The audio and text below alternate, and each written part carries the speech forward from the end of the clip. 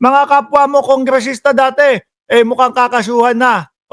Sabi, nakatakdang magsampa ng mga kasong kriminal at administratibo ang Independent Commission for Infrastructure. Inalis ko na ho, mga kababayan. Putik na yan. Kanina, 900 na yung viewers natin. Pinlay ko lang si saldi ko, 770 na lang. Di ba? Eto, kapwa mo at nandiyan ka, saldi ko. No?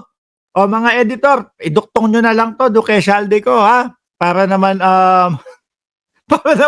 para naman yung re-up natin para dito sa video ni saldi ko, may kabuluhan. Walang kakwenta-kwenta, bumaba, para sa mga DDS to, mga DDS, pakinggan nyo, ha? Ito yung mga hinihintay nyo, sinasabi nyo, bakit walang mga malalaking mga pangalan, etc.? Bakit walang mga kongresista? Nagmamadali kasi kayo, ito na.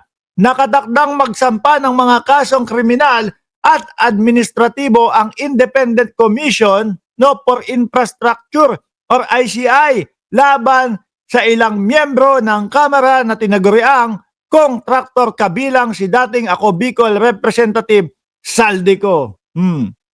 Kasali siya Kaya ang ginagawa nitong tao na to, gusto na lang niyang mapababa si Pangulong Bongbong Marcos. Dahil yun na lang po, mga kababayan, ang magiging kaligtasan niya. Isa-isay natin, ha, mga kakasuhan ng kriminal at administrative case ng ICI. Unang-una, mga bossing, ang may 10 air asset, wala pong iba kung hindi po si Lala Payatot 3240. Ikaw naman, bigla mo sisingit yung shoutout mo. Shoutout sa iyo. Ikaw tuloy makakasuhan. Unang-una ho, mga kababayan, walang iba kundi si Kadutdot. Putek na yan. Ano ba yung mga ano nyo? Uy! Sandali! Puro kayo pa shoutout Dito muna tayo. Dating Ako Bicol Party List. Saldi ko. Edwin Garjola. Party list din. Parang mga puro party list ito James Ang Jr. Uswag Ilonggo. Construction worker naman ito. No? Pusong Pinoy Party List. Jerny Nisan. Bulacan 2nd District Representative Agustina Pancho. Joseph Lara Cagayan 3rd District. Surigao del Norte 1st District Francisco Matugas at Tarlac Noel Rivera. Yaan ha, mga bossing. No. Yan ha, nakita nyo mga kababayan. Di ba? May mga congressman. At huwag kayong mag-alala. 5 linggo na lang daw ay yung mga ano naman daw, yung mga, sino ba to? Yung mga senador naman daw ho, mga kababayan. Lagya si saldi ko talaga, no? Tingnan nyo mga bossing. Yan po yung indikasyon na wala pong nanonood at tinatamad silang panoorin at paniwalaan yung video ni Saldico. Nagsialisan yung mga viewers natin nung pinlay ko, yung kay Saldico. Ngayon mga kababayan, dumiretso tayo dito sa ating main event, mga bossing. Para ho kanino? Robin Padilla ito. No? Kasi mga boss si Pamo sir, ipe-play ko muna yung, ewan ko, no? Mahina din talaga tong senador na ito, mga kababayan. Biruin nyo ha, yung video na tinutukoy niya at pinlay niya, mga boss Chief Amo sir, mas hawig na hawig po ng boses ni Baduy. Ito yung pinost ni Robin Padilla, mga bossing, no, doon sa Senado. Tsaka may isa pa siyang pinost na video may sabi ni Robin Padilla, paki-play po doon sa video.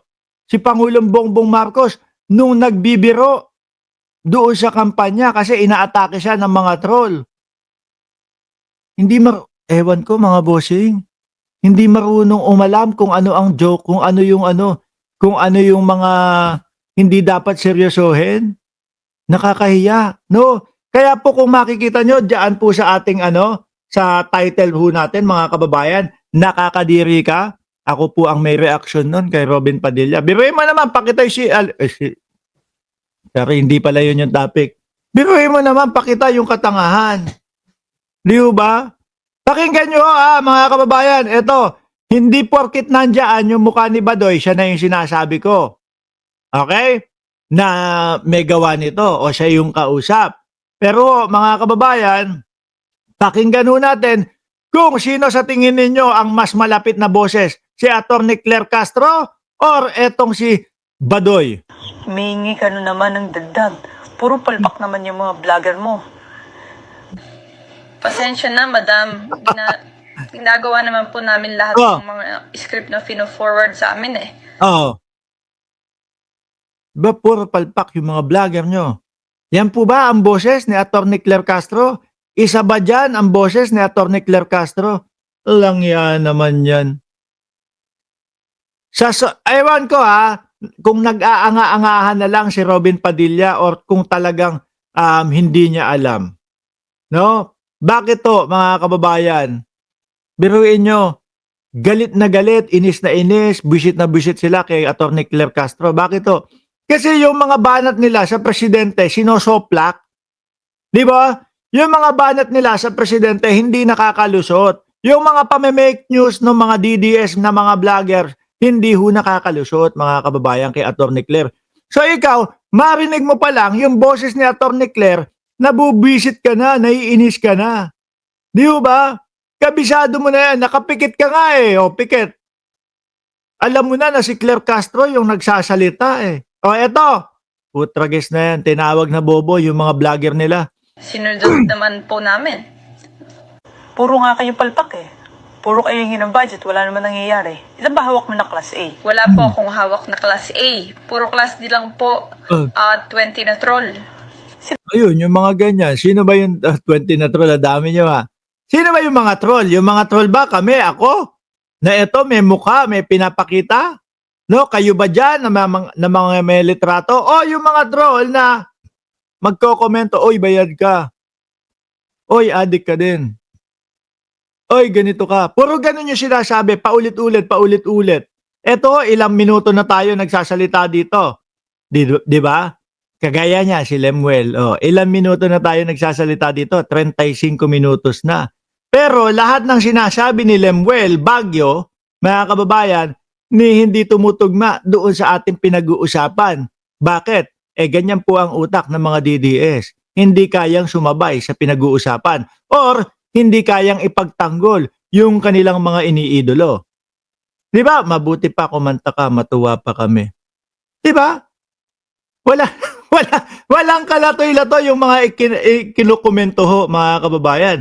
Sabi naman ng iba, oy, i-hide na lang natin yan. Oy, tanggalin na lang natin yung mga yan, mga DDS. Hindi, hayaan nyo, tumataas ang algorithm natin doon sa mga paulit-ulit nila na mga komento ng ganyan.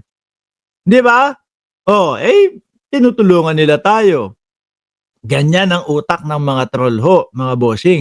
Kaya nga sabi ko kay Robin Padilla, Boss Noybi, tragis ka. Kung ang request mo tanggalin yung mga troll, kasuhan yung mga troll, baka maubos yung mga supporter ninyo. Dahil etong kay Pangulong Bongbong Marcos, ipapakita ko ulit Noybi, ipapakita ko ulit kung ano yung mga supporter ni Pangulong Bongbong Marcos. Eto Noybi, oy, may katawan, may ulo, may kamay. Ayan, may presensya. Di ho ba? Kayong mga DDS, para namang mga loko-loko. Yung dating Pangulo nga, inutunin nyo. Inutuho nila ng inuto, yung dating Pangulo. Opo, Mr. President, opo, Tatay Digong, pupunta po kami sa rally. Tapos wala na. Diba, hindi naman pumupunta sa rally nila. Ayun, hanggang makulong, pinaasa nila yung kanilang Tatay Digong. Ano yan? Yung grupo po ni Pupunta sa rally, tapos hindi naman pumupunta. Mas mahal pa nga ako niya mga DDS na yan. Di ba mga DDS, mas mahal nyo ko kesa kay Tatay Digong. Bakit to? Tingnan mo, nandito sa live natin, imbis na pumunta doon sa parali ni Tatay Digong nila. Tuloy! Madarahog, kasama sila Rosalinda at taga-Bukid. Yan ba yung mata? Yaan po yung sinasabi ni Robin Padilla, mga kababayan, na siguro, hindi ko alam kung malaki ba ang tutuli ni Robin Padilla sa tenga, kung bakit Attorney Claire Castro ang naisip niya dito. Ngayon ho, mga bossing, ito, may rest back kay Robin Padilla. Robin Padilla. Kaya, Binoy, psst, oy, handa mo sarili mo. Makinig ka daw. For the satisfaction of Senator Robin Padilla, hindi po ako ang nasa video clip. Dahil sa ating pagkakaalam, itong video na to ay lumabas na noon pa at ibang muka ang pinapakitang binabanggit na madam. Oh, yeah. Eh, di ba, ito yung mukhang Mukhang pinapakita. yan na puro live ang pinagagawa. Yes po, madam. Sila Oh. din po yung humingi ng dagdag sa budget nila weekly. Talagang kapos Hindi na daw. kami magdadagdag. Oh, naku, may dagdagan pa. Eh, yung mukha ni Badoy eh. Pero kahit nandyan po yung mukha ni Badoy, mga kababayan, hindi ko sinasabi si Badoy yan. Pero